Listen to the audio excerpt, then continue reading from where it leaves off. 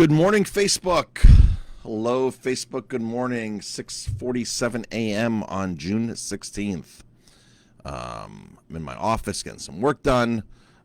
Back on track. I was late the last two mornings by an hour, so I didn't get in my office till 7. But I've been here a while this morning. I've already cut up a cantaloupe for breakfast. No, well, honeydew. Cut up a honeydew for breakfast. Got my stuff to make our juice ready. Jamie and I got a new juicer last week. They actually just came in the other day. Got a brand new. We like to make like a green juice, and we just haven't done it in a while because we can't get the replacement part for our small juicer. And we have a couple of different smaller juices. We have the one we use a lot is the Omega juicer, the centrifuge juicer, and it's a small unit. It's like $250. And you can't get the clips for it. They're just non-existent, these parts. We've used this. We've got our money's worth. We bought this in 2003, I think, 2002, before we opened the restaurant. And so Jamie goes, buy a new juicer.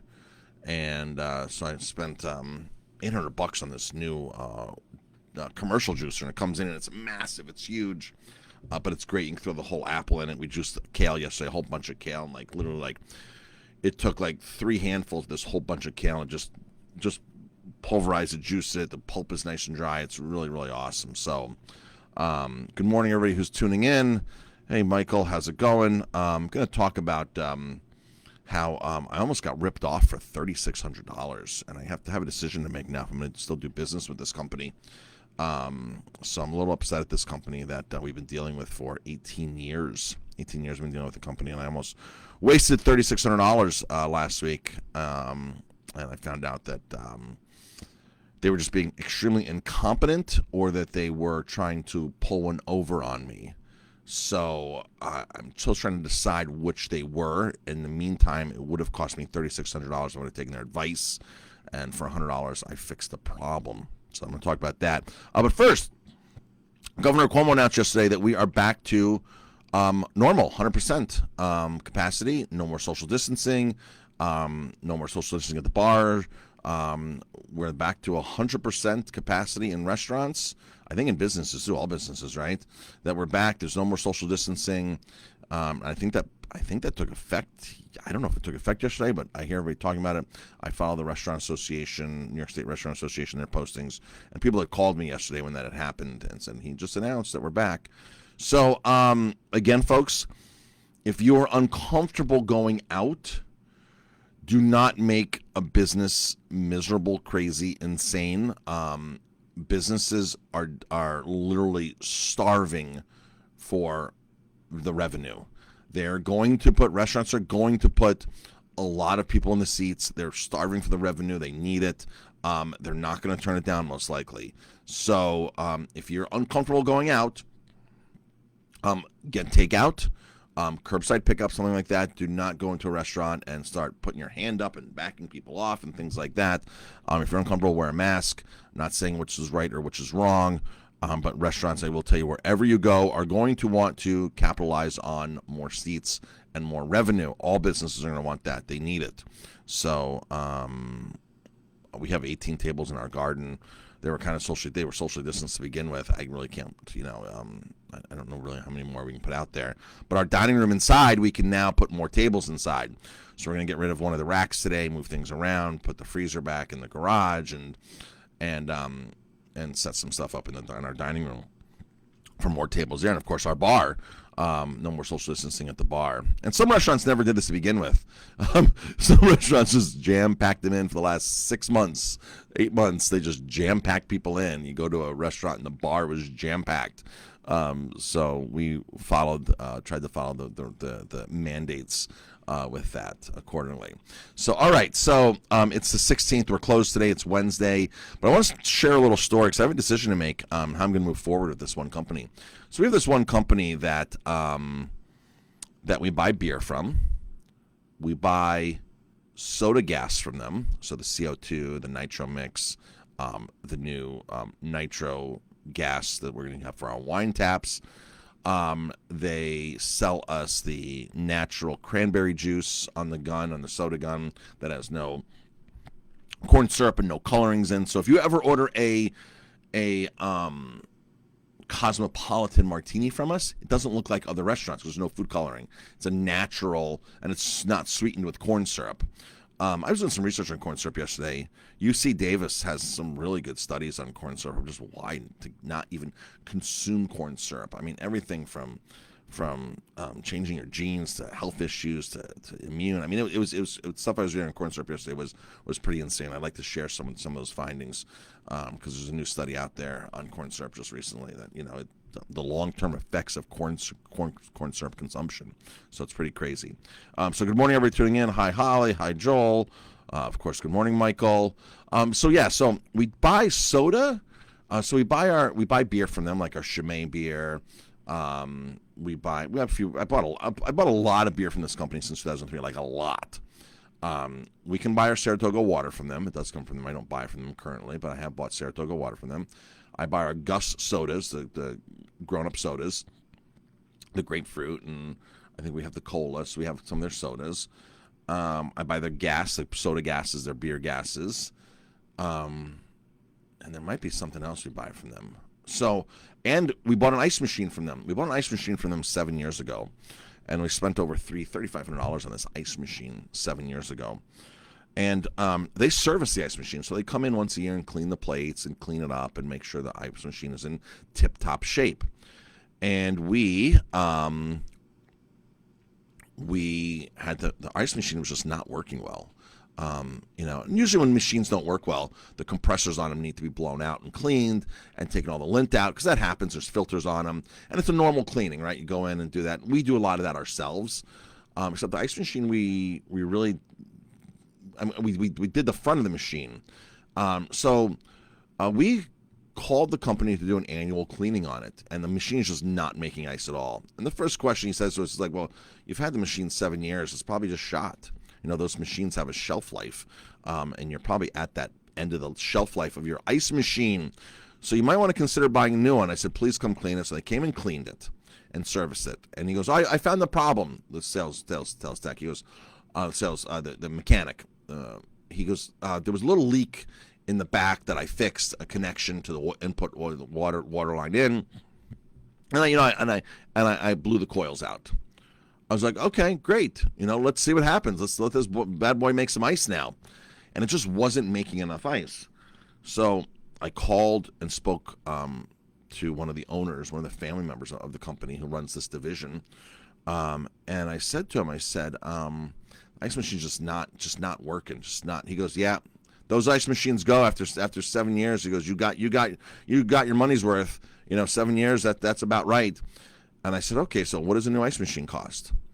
And he goes, $3,600. I go, okay, what are we getting? We got this last time. What are we getting this time? I always like to price compare and see what I'm getting and making sure.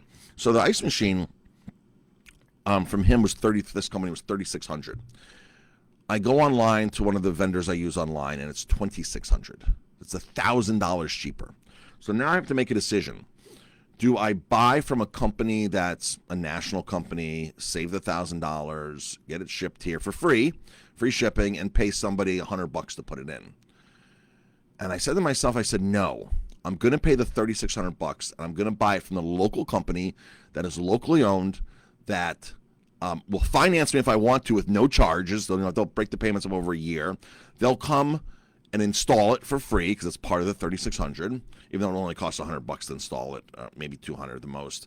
And they'll service the machine, so they'll keep the machine in tip-top shape. I said that extra $1,000 for me is worth it to keep buying from this company. I said that's so worth it for me.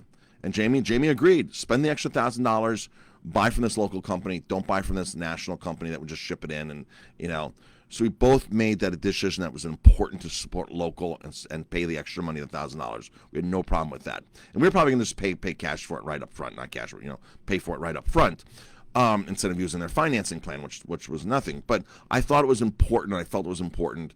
So I had another refrigeration guy come in, a really good refrigeration guy that I really trust.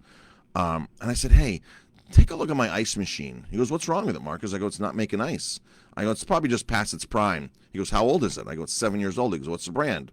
I said, Manitowoc. And he goes, Marcus, that is a solid machine. Those machines don't go after 7 years. He goes, I've never heard of a company recommending a 7-year shelf life on these ice machines. How much did you pay for it? I said, $3,500. He goes, that's not right. I go, well, can you take a look at it? He goes, I'll take a look at it. $100 service call. He calls me and goes, Marcus, they didn't clean the machine. He goes, they might have cleaned the front, but they didn't open it up. He goes, the gobs of lint that I pulled out of this machine, he goes, it was insane. The machine was suffocating. I go, where'd you get this? He goes, the back panel. He goes, you open up the back panel and you clean the back panel. And I said, wow. And he goes, you don't have to worry about this machine. You don't need an ice machine. He said, you don't need an ice machine at all. And I go, well, that's great to know. And the machine right now is in tip-top shape. It's working fine. So I call the owner of the company, one of the family members who handles this division. And I said, John, like, what did you do to my ice machine? He's like, oh, we cleaned it. We did a service on it. We cleaned it. I'm like, what did you clean? I said, I just want to know. I just want to know what you cleaned. He goes like, we blew out the coils. We cleaned it. And there was something else wrong with it. I said, yeah, there was a connection wrong with the input water. And I said, so just so you know, I got a second opinion on there. And the machine was not cleaned properly. He goes, well, I don't, and he starts like backtracking. He's like, well, we don't really specialize in cleanings on these machines. I said, so John, what do you specialize in on these machines? So I bought the machine from you. I was ready to spend an extra $1,000 to support you. I was going to spend the extra $1,000 knowing I could have bought it from Websteron for $2,600. You're $3,600. I was ready to buy it from you, spend the extra $1,000, assuming that you're taking care of me, assuming that you're keeping the machine in tip-top shape, assuming that I can call you when I need something fixed on this machine. And I go, that's not the case now. I go, I've almost wasted $3,600 on a brand new machine when I don't need a machine. And so the first thing the guy said to me was, those machines don't go bad after 7 years. You have a solid machine. I go, why would you even use that line? Why would you say that line? Not one apology from this company. He goes, well, we don't specialize in that type of cleaning. I said, well, maybe you should. Maybe you should specialize in that type of cleaning. So, and not one apology. And he charged me like $150 to do the cleaning that wasn't really a cleaning. So not even like, I'm sorry. Not even like, that's a great idea. We should do those kind of cleanings. It's not that difficult to do. Nothing like that. So I was like, wow, it's just like, do you not have like I'm telling you, I'm ready to give you an extra $1,000 to support local, buy from a local company. But now I have a decision to make. Do I keep buying from this company? Because it's hard to get beer gas. Beer gas is not an easy thing to get. I've been paying them $30 a month since 2004 for my soda guns. So we rent the soda guns. So every time we pour a soda, even seltzer or tonic off the gun, I don't own those machines because they service the machines, the whole system. So it's $30 a month for that. $30 a month. So I pay them $360 a year no matter if I use their product or not. I'm using their equipment. So I'd have to get rid of that. I probably wouldn't buy beer from them at all anymore. I wouldn't buy Saratoga water from them. I wouldn't buy the Gus sodas. I feel very like betrayed from this, and it wasn't even like, oh my gosh, I'm sorry, we didn't realize that. It wasn't even like anything like that. It's like, well, we don't really. I said, so John, what do you do for these machines? He goes, well, we specialize, in the compressor and the refrigeration in it and this and that. I'm like, that's the hardest part of the machine. Like the cleaning is the easiest part. Like I can clean most machines. I just didn't know I had to flip the machine around, open up the back panels, and blow it out. I had no idea that one of the cleanings was there. No idea. So what are your opinions on this? What do I do with this company? Joel says drop the crook. I would 100% drop them, but I'm concerned with where am I going to buy my soda gases from. I have to do some research here. And so I called one of the other family members. I said to him, hey, Jeff, I said, I just spoke to John and this is what happened. And I said, besides that, your salespeople are just non-existent. Like your salespeople are non-existent. They never walk in my door. They never try to sell me something. I get a random text message once a month. Do you need anything? And I said, I feel like saying so many times, I need a sales rep. And I barely buy from this company anymore. Like we used to buy a ton of beer from this company, a ton. Half of my taps used to be from this company. I think if I buy one keg from them a year, that's it. And it's only because it's a special release keg. And it's only because the broker of the company like Orval or the broker from the actual their supplier will call me and say, hey Marcus, we got this special keg, we got this, Joe from Rashawn Devin, he'll call me and say, Marcus, I got this special keg, can I air market for you? And I'll be like, yeah, that's great, and it'll come through this company. It's not the salesman selling me, and it's their supplier selling it to me. So if I buy me one keg a year, that's it right now. And I used to have 4 to 5 draft lines of theirs on a consistent, regular basis. So my numbers have just totally dropped with this company, and that's because they don't send a salesperson at all. There's no salesperson that actually shows up and builds a relationship and a rapport with me, and it's a shame because Jeff, when he was a salesperson, he did that, and now he's part of the family and does a lot of other things, purchasing and IT for the company. I told him, said, Jeff, I said this is just crazy. I mean, look at my numbers. Like somebody should be on top of my account. There was a person in here 2 salespeople ago. She knew nothing about beer. But she was willing and she showed up, and look at my numbers when she was here. I just need somebody to pay attention to me. I just need somebody to come in and say what you have. Come in and build a rapport with me. She only lasted 6 months. And then the other 2 salespeople we've had have just been like non-existent. And some of the lines that these salespeople use to me, this is funny. When these salespeople do this line is they'll say to me, well, you don't open till 5. I'm like, you're right, don't open till 5, which means you can come in anytime during the day at 2 o'clock and you have my undivided attention to sell your product. I don't have to worry about lunch. I don't have to worry about, you have my undivided attention all day long to walk into my restaurant and sell me your product. And I don't have open till 5. It's a great situation, I tell them. They're like, oh, you're there? I'm like, what do you think? I open a restaurant at 5 and I walk in at 5? Like, come on, have some common sense. What restaurant in America that opens at 5? If you open at 7 a.m., do your cooks and everybody show up at 7 a.m. and turn the lights on and open the doors? No, the oven, like, you're there ahead of time. There's prep to be done. If anybody's in the restaurant industry, Joel would know this. Michael would know this. I mean, it's just common sense. Like if you open at 5, it's like everybody shows up at 5, I show up at 5. No, I'm the owner. I've got work to do. I've got stuff to do. I'm here during the day. Common sense is you call me and say, are you there during the day that I can come in and see you and show you some products and introduce myself and do these kinds of things? And it's more than one salesperson that does this. It's a lot of salespeople. I have this coaching call every Tuesday night. With Bradley. It's on Closer School, and he's an amazing, insane salesperson. And most of the people on these almost all the people on this call is salespeople. They're not really. There's no restaurant owners. There's nobody like me that sells products that we sell. But I'm on there because I like the influence and I like the advice, and he has great guests on. A lot of the stuff he says is just not for me, right? A lot of people will say, what's one of the biggest objections you have selling? Price is always a big objection. For me, it's in the restaurant. If you don't like my pricing, I'm sorry. My food's not for you. But if you're selling like hot tubs or solar, and these are big ticket items, it's like, well, price is the objection. Well, they need to build more value. So Brad teaches them how to build more value and relationships and things like that. And some of the stuff is good for me. Don't get me wrong. We sell high ticket items like trips to Italy and the Finger Lakes, things like that. But if you don't want to go to wine country, it's not the price, because our prices are the best when it comes to boutique wine tours in Italy. I mean, I have other operators saying to me, I don't know how you're doing it for the price. Well, that's because they're my friends' wineries I'm taking you to, and I have inside connections. I'm not paying a supplier in Italy all these outrageous fees to book these trips. So people are saying drop them. I'm 100% with dropping them. I just need to find replacement products for like beer gas, the soda. Len, I don't know who you used for soda when you had skate time. But most people use Pepsi and Coke. We don't buy Pepsi and Coke.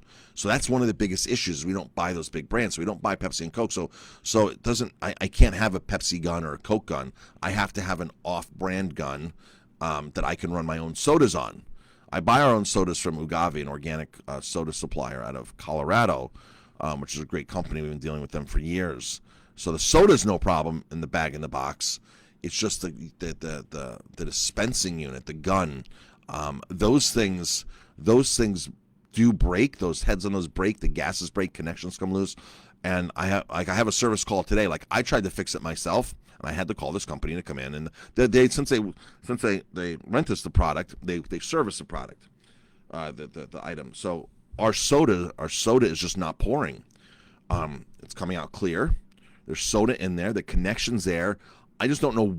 I try to diagnose this myself. I'm like, I can figure this out, right? I've had this thing for 18 years. Like, I can figure certain things out. After being in business for 18 years, like, you really want to make sure you're going to call the refrigeration guy at $100, for the first hour or whatever they charge, or the plumber. You want to make sure you figured things out yourself the first time before you start calling people. Because I've just learned over the time that, hey, if I can save $100, $200, and it's a 5-minute fix, 10-minute fix, or I can send somebody to the hardware store and we can put a new fastener on it, a new clamp or something, a new connection, we'll do it. I can handle stuff like that. So I'm like, I can handle this thing. Like, we don't need to call them. I can handle it. I go down there. I've done every diagnostic test I know, and the soda's full, the gas is pulling, the machine turns on, and it's not coming out clear. So the only other thing I can think of is the adjustment on the bottom side of the handle. But those things are so sensitive, and then you have to have a measurer so you can measure the bricks and stuff in there so you can get the right ratio. I don't know those kind of things. Could I watch a YouTube video? Could I buy the thing? Probably so, but I don't know that, and they're very sensitive, those things. So I'm thinking, on the bottom side of my gun, there's a setting that needs to be done. That's the only thing I can think of. So it's probably something simple for them, something I've never done with. So, yeah. Joel's saying the supplier can't be trusted. No, the supplier can't be trusted. I totally agree. So I just need to find replacement products for this. But imagine if I would have spent $3,600. Imagine if I would have spent $3,600, and I would have been able to keep the ice machine, because they don't take the ice machine. But here's the thing: they already sold me an ice machine 7 years ago. Now I'm thinking, the ice machine they sold me 7 years ago, did I really need a new ice machine? Now this is on my thought. Now, I've thrown the old one away, because the old one was, I gave it away. The old one was old and taking up space. I didn't want to store it anymore. But I'm thinking, did I really need a new ice machine 7 years ago? Maybe I didn't. Maybe I would have wasted $7,000 if I would have got another one. So if I would have kept this one and then realized later that it needed a good cleaning, I would have been insanely upset. And I would have actually, my thought process was, we'll keep the old ice machine. It's making a little bit of ice, better than nothing. Put it in the basement, put it somewhere, let it make ice as a backup unit, was what I thought. But I just don't have space for it. That's the problem. The restaurant's small. Downstairs is small. I don't have a full basement in my downstairs. According to the footprint of the upstairs, it's really weird. So only like maybe a half downstairs is actually basement. Maybe a half. For some reason, I have this weird platform like right in the middle that they never excavated proper. They never excavated it. So it's like I have a shelf in the basement. And then in the back part where the kitchen is all a crawl space. There's no basement there, so I don't have a lot of storage. So being put the ice machine up downstairs really doesn't work. But if I would have had a space for it and put it up and found out that this thing is totally legit still, I would have really been upset. It's a good thing I got a second opinion. Really good. It's a 90-pound machine, Joel. 90-pounder. So, and the thing is a workhorse. It just drops ice. So,